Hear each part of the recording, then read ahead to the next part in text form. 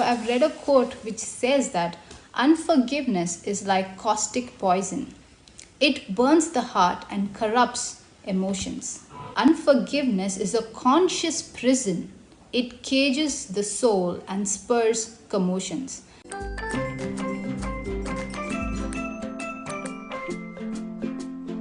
Hi everyone, thank you so much for watching. Today we will be discussing how to forgive someone who has hurt you or wronged you, or who's not sorry for what they did in your life.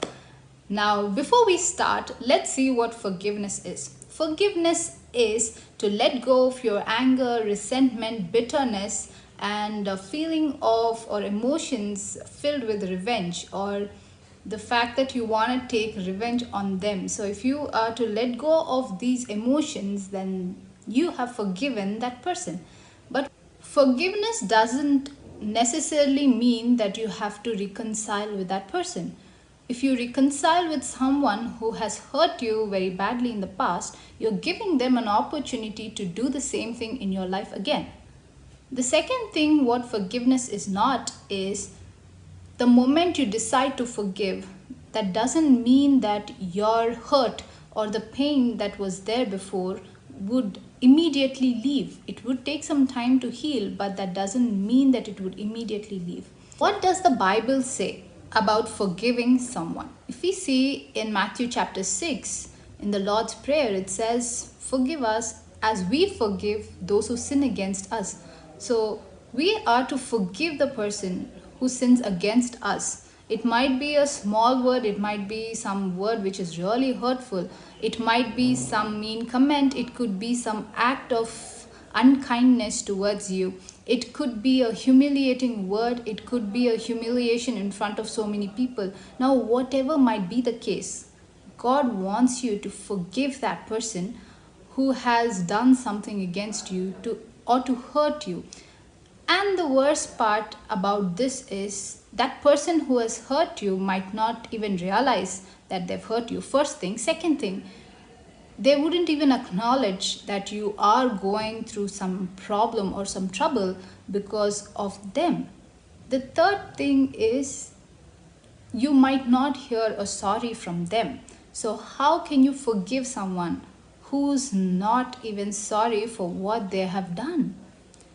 So here are a few practical tips you can implement in your life to forgive the person who's hurt you and the person is not sorry or doesn't even know that you are hurt because of their actions. The first one is, do not take rash decisions in your anger.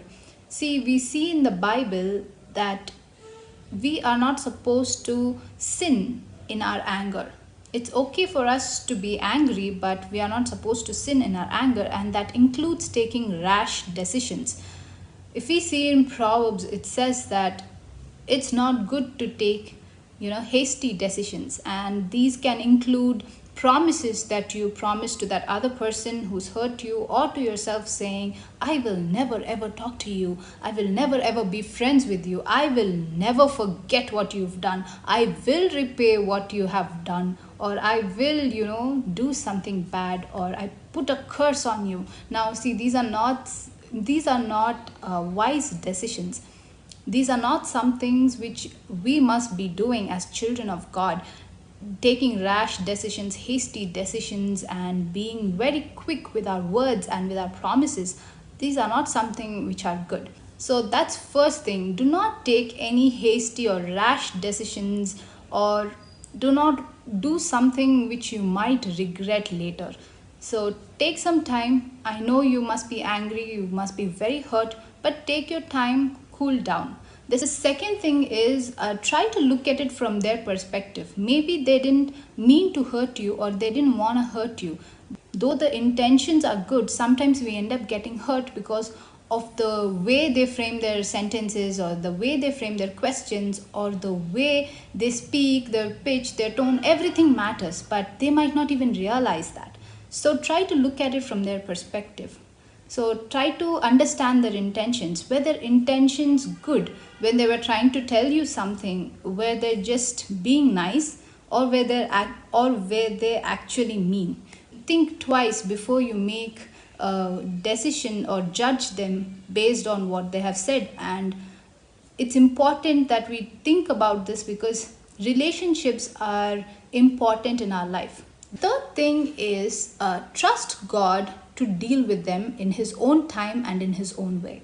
For it is written in Romans chapter 12, verse 19, that it is said, "Beloved, do not avenge yourselves, but rather give place to wrath. For it is written, Vengeance is mine, I will repay, says the Lord." So, if you have any plans on taking revenge, do not. Because it is written that the vengeance belongs to the Lord. So let the Lord deal with them in the way that He thinks is the best and the way in which He wants to deal with them. Because let's face it, the moment we avenge ourselves, God will not fight on our behalf, because we have already got our vengeance towards the person who has wronged us. But if we let God deal with them, God will deal with them in a way that they would change for the better. Let's all stay righteous and let's all follow what the Bible says. Let the vengeance take place in God's hand and in God's way. The fourth thing which would make it easier for you to forgive the person who has hurt you is to try and communicate this problem that you have with them to the person who has hurt you. Now, sometimes it will be very difficult. It's always better if we communicate, if we go and tell that person who has hurt us, saying that, "See, you have hurt me by saying this." Now, you might be wondering, why is it important that I go and talk to that person? Like me, you would also feel that they would hurt you, so you do not want to talk to that person. But there are few advantages in communicating your hurt with that person. First thing, the chances that they didn't even know that you're hurt are very high, because sometimes people do not realize that they hurt you. The second advantage of communicating is it frees you, or it lets you, there's a big burden lifted off your heart. The third thing is it would help that other person not to behave in the same way with anyone else. The other advantage of opening up your hurt to that person who's hurt you is you pave a way for reconciliation. You clear the path, or you make it easier for reconciliation. Now, the fifth practical tip is pray for the person who has hurt you, or pray for the person who has wronged you in some way.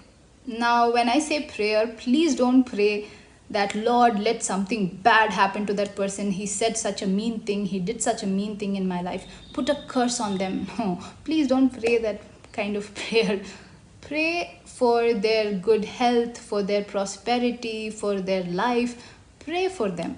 Now, if you pray for them, we don't know if it would actually change that person, but it will definitely change you.